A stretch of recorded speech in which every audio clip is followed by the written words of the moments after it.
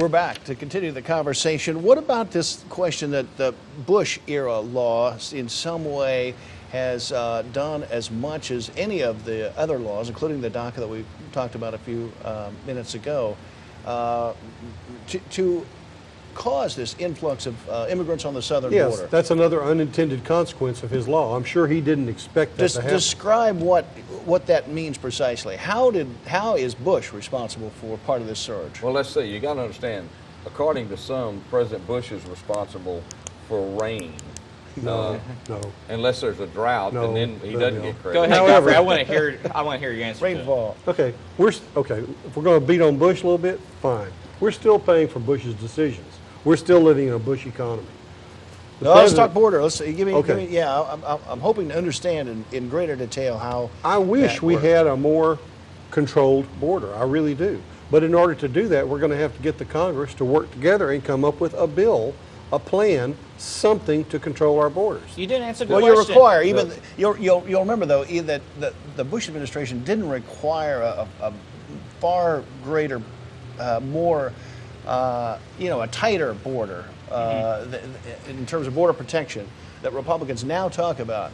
The Bush administration didn't seem to do that much to close those borders in a way that we're now talking. Republicans are now talking about National Guard on the border. We as a nation are now talking about the National Guard. Just in Texas. What about New Mexico? What about all of California? Texas is the problem right now. Well, but the first job of the President of the United States, whoever it is Commander-in-Chief, and it's to protect the border. No, it's protect the Constitution. Well, preserve, protect, and defend the Constitution of the that's United right. States. Well, the Constitution says we have a border, and that's what we need to do. Protect the American citizens, and that means putting up and having people on the border to ensure that we don't have an influx. Now, the quick question that you asked was, that law that President Bush signed is being totally misread. That was for sex trafficking, for somebody trying to slip over 10 people. Well, then they should have made the law more specific. Well, you don't. Are all these people in sex trafficking? No. Then you don't have to make the law more specific. All you got to do is read it correctly. There is the difference, my friend. Well, but the lawyers interpret it in court. It's whatever the lawyers they interpret it the way they're in court. wanting to do it for their own political agenda, and that's where the president is getting hit right now. Is because he's being seen as playing politics with the lives of 30,000 kids right now, and that's a big problem. The public is not liking it. Look around. Ask around where the public opinion is on this. It is not with the president. If an attorney pleads a case in court and the judge says, fine for the plaintiff, okay, then that is case law. We and have the next one that videotape. gets done, case law. We can go to the videotape, and the videotape shows us the president in conversations with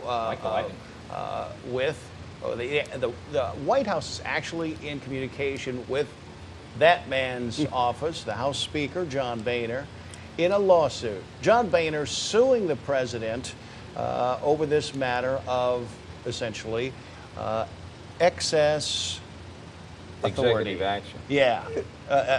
Overreach. Misuse and overreach, yes, of executive action. George Bush did a lot more executive actions and a lot more signing. Yeah, but he's not the president. Obama hasn't even done any signing statements like George Bush did. You need a light in front of you just signing lights up and statements- says George Bush. The signing statements are much more egregious, in my opinion, than executive Well, orders. here's the thing. If you've got Eric Holder, who's the Attorney General, who is going to do absolutely nothing, no matter what, just take a look right down the line.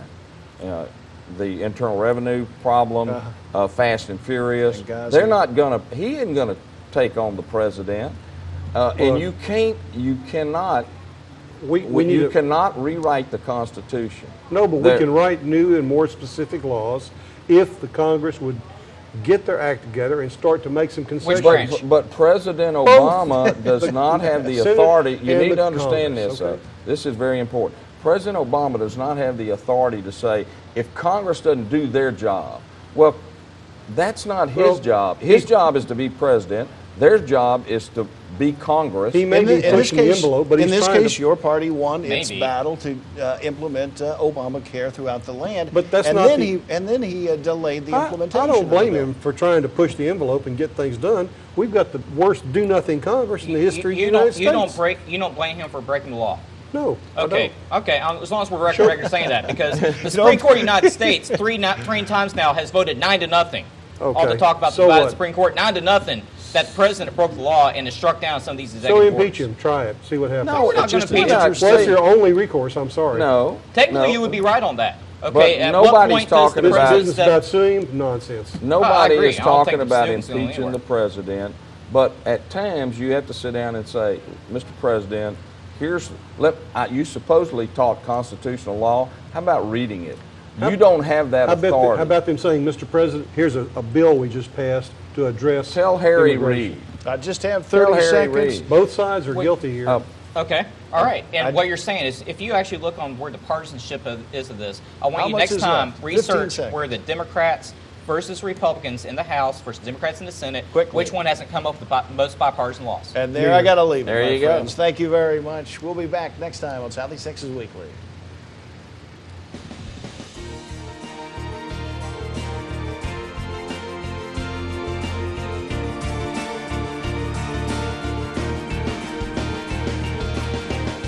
Southeast Texas Weekly, brought to you by the Modern Vein Surgery Institute at Privity Clinic for Surgical Care.